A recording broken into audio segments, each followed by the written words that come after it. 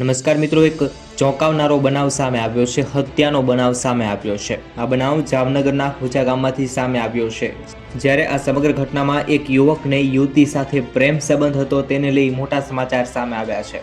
મહિલાના પરિવારજનોને આ બાબતની જાણ થતાં બધા લોકોએ આ ભેગા થઈ અને આ યુવકને પકડ્યો હતો અને તેના પર જીવલેણ હુમલો કરવામાં આવ્યો હતો. ત્યારે આ યુવકે પોતાની જાતને બચાવવા માટે તેમના કાકાને ફોન કર્યો હતો. જ્યારે કાકા તરત જ ઘટના સ્થળ ઉપર દોડી આવ્યા હતા. જ્યારે યુવતીના પરિવારજનોએ કાકાને પણ ઘેરી લીધા હતા અને બધા લોકો કાકાની ઉપર પણ તૂટી પડ્યા હતા, જેથી કાકાનું પણ ઢીમ ઢળી ગયું હતું.